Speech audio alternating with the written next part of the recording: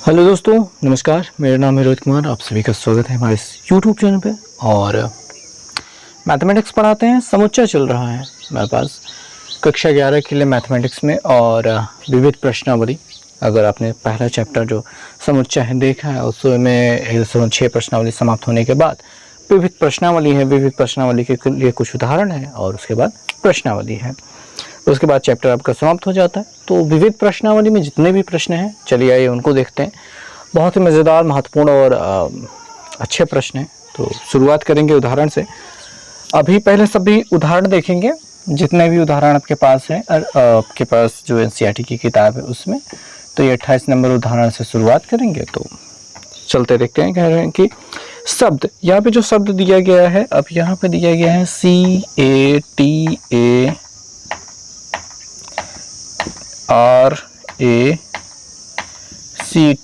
ये जो शब्द है, इसके वर्ण विन्यास में अक्षरों का जो समुच्चय है, तथा दूसरा शब्द दिया गया है TRACT।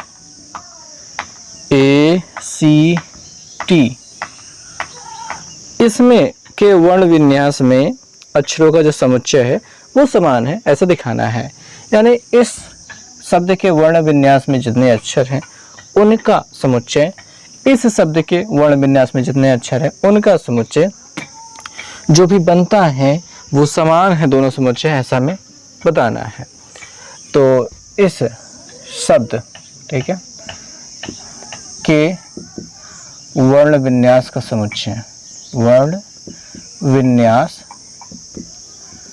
का समुच्चय अगर हम देखें क्या बनेगा, उसके बारे में समझते हैं। समुच्चय के बारे में सबसे महत्वपूर्ण जानकारी जो आपको यहाँ पे प्रयोग करनी है वो ये है कि कोई भी अक्षर 2 बार नहीं प्रयोग किया जाता है समुच्चय बनाने के लिए। एक बार लिख दिया पर्याप्त है। CA लिख दिया, T लिख दिया, फिर से A आया है तो दोबारा A नहीं लिखेंगे। R आ रहा है, लिख लिया। R के बाद ACT सब पहले से लिख चुके हैं, अब इन्हें दोबारा नहीं लिखना है। ये हो गया आपका सेट। अब इसके लिए वर्ण विन्यास का जो समुच्चय बनेगा उसमें देखेंगे तो आपको मिलेगा TRAC, और फिर से T मिल रहा है तो हमको T दोबारा नहीं लिखना है। अब अगर ये समुच्चय X है, ये समुच्चय Y है, तो आप देख रहे हैं कि X में जितने भी अवयव हैं Y में दिखाई दे रहे हैं, Y के जितने अवयव हैं X में दिखाई दे रहे हैं। ऐसी स्थिति जब मिलती हैं तब कहलाएगा कि दोनों समुच्चय बराबर है, यानी X बराबर Y। X बराबर Y। समझ में आई बात? ठीक है, आ गया होगा। C आपको दिखाई दे रहा है, R दिखाई दे रहा है, T दिखाई दे रहा है, A दिखाई दे रहा है। ऐसा कोई अक्षर नहीं है इसके पास जो इसमें ना हो, इसके पास ऐसा कुछ नहीं है जो इसमें ना हो। तो इस वजह से ये दोनों बराबर हैं। प्रश्न समझ में आया होगा। तो अगर प्रश्नों को देखा जाए तो सभी प्रश्न क्या हैं, बहुत ज़्यादा आसान है, बहुत ज़्यादा आसान। बस आपको उसमें ध्यान देने की आवश्यकता है। थोड़ी बहुत चीज़ें हो सकती है जो समझ में ना आए, ऐसा हो सकता है कभी कभार।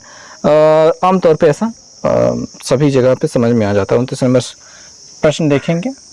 29 नंबर प्रश्न में कहा गया है कि समुच्चय आपको दिया गया है जिसमें -1 दिया गया है, 0 दिया गया है, 1 दिया गया है, के सभी उप समुच्चयों की सूची बनाइए। ठीक है, अब यहाँ पे उप समुच्चयों से संबंधित, उप समुच्चय किसे कहते हैं? उप समुच्चय का मतलब समझ लीजिए।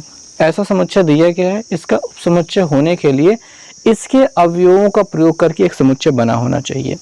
मान लीजिए कि कोई A सेट है जिसमें आपको दिया है ABCD पूरा देकर के Z तक दे दिया है। अब कोई समुच्चय B है जिसमें आपको केवल A, B और C, D दिया गया है। तो ऐसी स्थिति में देख रहे हैं कि B के सभी अवयव आपको A में मिल जाएंगे। देखेंगे तो आपको मिल जाएंगे। ऐसी स्थिति में B क्या है? आपका उप समुच्चय है। B उप समुच्चय है किसका? A का। यही बात होती है। अब कोई एक सेट दिया गया है, उसकी कितने उप समुच्चय बनाए जा सकते हैं, इनके बारे में देखते हैं। तो ये आपका सेट है, ठीक है, हम कह सकते हैं सेट A है। अब सेट A, समुच्चय A के उपसमुच्चय, उप समुच्चय जितने हैं उनको लिखते हैं। यहाँ पे सेट न लिख करके समुच्चय लिख लेते हैं। समुच्चय ए के उपसमुच्चय जितने होंगे उनको लिखते हैं। याद रखिएगा हम कैसे कैसे समुच्चय उपसमुच्चय बना सकते हैं। सबसे पहला उपसमुच्चय हमको बनाना है फाई। रिक्त समुच्चय सभी समुच्चयों का उपसमुच्चय होता है। हर एक बार जब भी आपको सभी उपसमुच्चय लिखने की बात आती है कि यहाँ पे सभी उपसमुच्चय, जब भी सभी उपसमुच्चय लिखने की बात आती है तो आपको सबसे पहले फाई को रखना है। फिर उसके बाद क्या करना है, बहुत आसान सा काम है, एक एक अवयव को लेकर समुच्चय बनाना है। जैसे हमने -1 को लिया और एक समुच्चय बनाया, फिर 0 को लिया दूसरा समुच्चय बनाया, +1 को लिया तीसरा समुच्चय हो गया। ये काम समाप्त हुआ। अब दो अवयवों को लेकर के समुच्चय बनाना है। पहला दोनों, आखिरी दोनों, फिर किनारे किनारे वाला दोनों ले लेते हैं। तो ऐसे में भी एक उपसमुच्चय मतलब जो समुच्चय बन सकता है। -1 0 ले लिया, 0 और 1 ले लिया, ठीक है, और अपने पास एक -1 और 1 तो ले ही सकते ना, ये एक समुच्चय हो गया। और इन समुच्चयों के बाद एक समुच्चय हो सकता है तीनों अवयवों को लेकर के, यानी -1 0 और 1 ये लेकर के। अब अगर 4 होते तब उसकी बात अलग से की जाती है, जब प्रश्न आएगा तो देखा जाएगा। हालांकि 4 अवयवों को लेकर के भी हमने आपको प्रश्न मिल सकते हैं, हो सकता है विविध प्रश्नावली में आगे जाके मिले, नहीं मिलेंगे तो अच्छी बात है। तो 3 अवयवों को लेकर के आपने बनाकर तो देख लिया। मान लेते हैं एक 4 अवयव वाला कोई दिया गया, ठीक है, एक सेट है आपके पास 1 2 3 4, इसके सभी उपसमुच्चय आइए बनाकर देखते हैं, मजा आएगा, ठीक है, देखना है। सबसे पहले बात तो फाई तो आपको रखना ही है, एक उपसमुच्चय तो यही हो गया।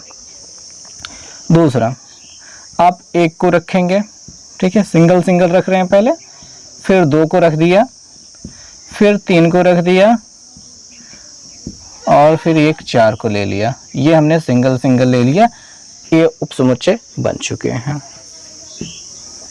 ठीक है।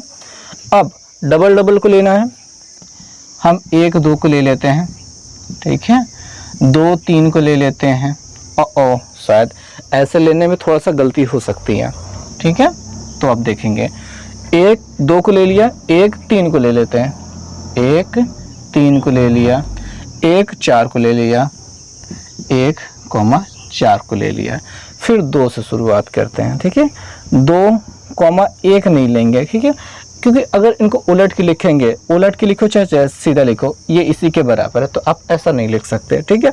आगे आपको बढ़ना है, 2 2 एक ही अवयव को 2 बार नहीं ले सकते, 2 3 आपको लेना है, ठीक, और ये 2 4 लेना है, ओके, हो गया। फिर 3 4 ले लेना है, और उसके बाद 3 से 2 3 1 ये सब नहीं, 3 2 तो चलेगा ही नहीं, 3 2 पहले से आपको मिल चुका है, कहाँ पे मिला था, यहाँ पे मिल चुका है, ठीक है। तो ये हो गया 2 2 अवयव को लेकर। 3 3 अवयव को लेकर के भी अब बनाना है, 1 2 3 लेना है, 1 2 3 ले लिया, उसके बाद 1 2 लिया था, 1 2 4 ले लेते हैं, 1 2 4 ले लिया, ओके, फाइनल है। और भी बनेगा 1 2 3 1 2 4 ले लिया है, तो 1 2 को छोड़ दीजिए, अब यहाँ पे 2 3 4 ले लेते हैं, ये 2 3 और 4 ले लिया। और कुछ बन सकता है, 2 3 1 1 2 3 तो पहले बन चुका है, 4 3 अभी यहाँ पे बन सकता है, 1 3 4 1 3 4, ये तो नहीं है ना अभी तक, 1 3 4 तो नहीं है, ठीक है, 1 3 4। और कुछ बन सकता है, 2 3 4 2 3 4 तो हो चुका है, हो गया। अब चारों को एक साथ ले लीजिए, 1 2 3 4, ठीक है।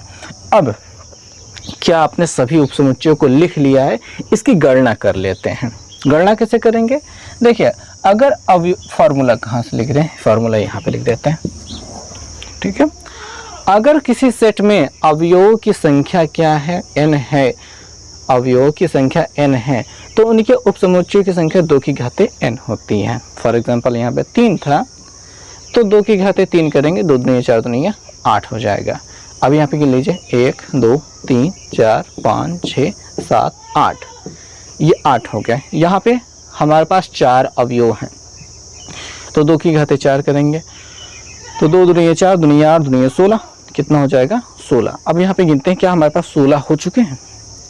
1 2 3 4 5 6 7 8 9 10 11 12 13 14 15 16, परफेक्ट।